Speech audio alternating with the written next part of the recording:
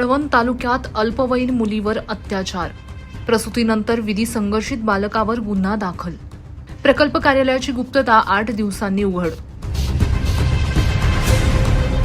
कळवण आदिवासी प्रकल्प कार्यालयातील मोहनदारी आश्रमशाळेत इयत्ता 8वीत शिकणाऱ्या अल्पवयीन मुलीवर तिच्याच नात्यातील मुलाने घरात कुणी नसताना मुलीच्या अज्ञानपणाचा फायदा घेत बळजबरीने शारीरिक संबंध केल्यामुळे पीडिता 19 जून 2026 रोजी नाशिक जिल्हा रुग्णालयात प्रसूती झाल्यानंतर सदर प्रकरण उघडकीस आलं आहे.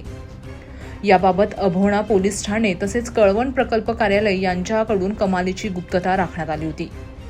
त्यामागील कारणांचा मागोवा घेतल्यानंतर मुलगी ही निवासी आश्रमशाळेत शिकत असताना शाळा प्रशासनाने वर्षभर मुलीची मानसिक पाळी तपासणी केली नाही का? शाळा तपासणी अहवालात पीडित मुलीची नोंद आहे का? जर तपासणी अहवालात पीडिता गरोदर असल्याचं निष्पन्न झालं होतं तर याबाबत पीडित मुलीचे कुटुंब तसेच प्रकल्प कार्यालय यांना वेळीच का कळवण्यात आले नाही? केंद्रीय आरोग्य पथकाने संबंधित शाळेला भेटी दिल्या होत्या का? मुख्याध्यापक, अधीक्षक तसेच आरोग्य विभाग कर्मचारी यांना याबाबत माहिती होती का? असे एक ना अनेक प्रश्न या निमित्ताने समोर आले आहेत.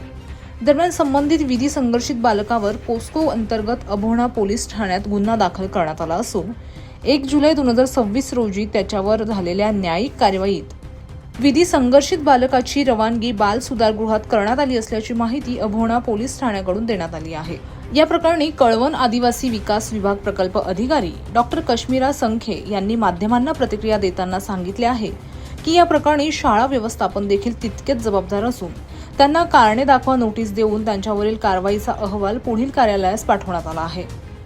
पुढील तपास अभोणा पोलीस ठाण्याच्या सहाय्यक पोलीस निरीक्षक योगिता कोकाटे करत आहे.